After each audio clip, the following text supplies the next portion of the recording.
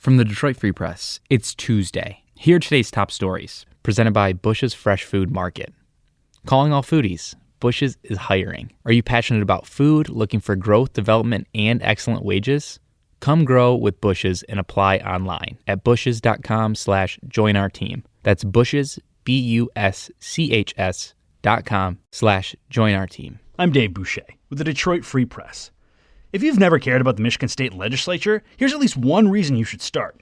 There's a real chance that next year, the party in power may change for the first time in more than a decade. If that happens, it would have a real impact on the type of laws and policies that make it out of Lansing. The Michigan Independent Citizens Redistricting Commission recently voted on new political districts for the state House and Senate. Experts and some lawmakers agree these new maps give Democrats their best chance in years to take control of one or both chambers. While these experts caution that it's tough to use past voting trends to predict the future, they agreed that the maps should create many more competitive races than those drawn in the past, generally by Republicans. Right now, Republicans control 22 of the 38 Senate seats. But not for long, says Senator Adam Ollier, a 36-year-old Detroit Democrat who's leading the Senate Democratic campaign efforts. He told the Free Press, quote, "Senate Dems are going to take the majority, and it's going to happen for the first time in my lifetime. I think there's a clear path for the Senate Dems to take a majority here, and it's because the party that wins the most votes is going to get the most seats." Democrats are especially excited about a new district that encompasses Saginaw, Bay City, and Midland, typically Democratic-leaning areas previously diluted in separate, heavily rural districts. They're also excited about newly created districts near Ann Arbor and Grand Rapids. Republicans are ready, though. State Senator Eric Nesbitt of Lawton said the GOP anticipated backlash to Governor Gretchen Whitmer and her COVID policies will more than make up for any perceived advantages Democrats think they have with new legislative maps. The story is a bit different in the state House. Republicans hold a 55 to 51 seat advantage, but House Democrats think the commission failed to create totally fair maps. But they still think they have a shot at winning seats, focusing on new districts in the Metro Detroit area and near Grand Rapids. West Michigan Republican Greg Van Workum said the Republicans see a clear path to victory in the new map. Quote, "We've run tough elections, we know how to win elections, and we'll be prepared," he told the Free Press.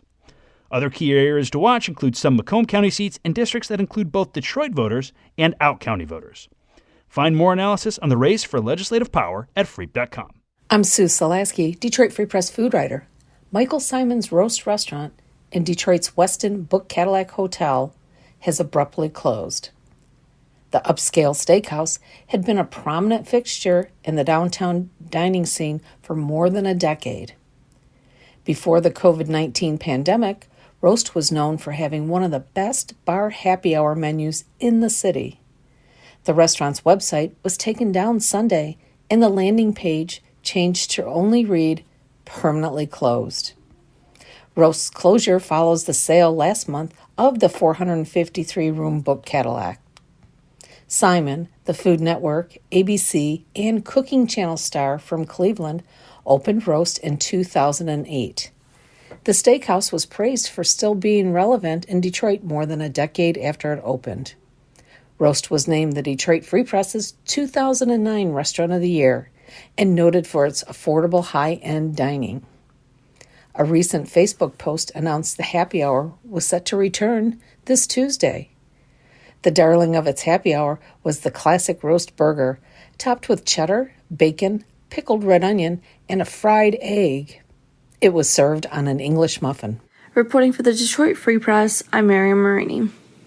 In celebration of what would have been Betty White's 100th birthday, fans are honoring the late actress and comedian with a challenge for a good cause. The challenge, sweeping through social media, encourages fans to donate to local animal shelters or rescues in White's name on January 17th. January 17th would have been her 100th birthday. The Golden Girl passed away December 31st at the age of 99. White was known not only for her decades-long career gracing the big and small screen, she was also an avid animal lover.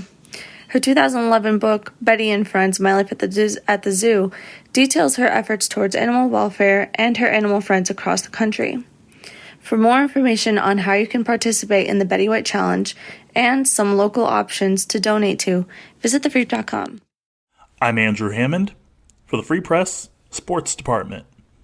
There was some coaching news on the football and basketball sides of Detroit Pro Sports on Monday. The Detroit Lions have parted ways with offensive coordinator Anthony Lynn just after one season. Lynn was stripped of play calling in the final half of the 2021-22 season due to low production by the Lions offense. The offensive production for Detroit picked up with head coach Dan Campbell calling plays. Campbell has not named Lynn's replacement, and in his words, he's not in a hurry to do so. Just down the street, the Detroit Pistons are also going through a coaching change of their own, only this is very brief. Head coach Dwayne Casey has entered the NBA's health and safety protocols after testing positive for COVID-19. Rex Kalamian, the assistant, will take over in Casey's absence, starting with last night's game against the Utah Jazz. For more stories from the Detroit Free Press, be sure to check out freep.com. That's FREEP.com. If you're a fan and want to support our quality local journalism, subscribe. Go to freep.com/special offer.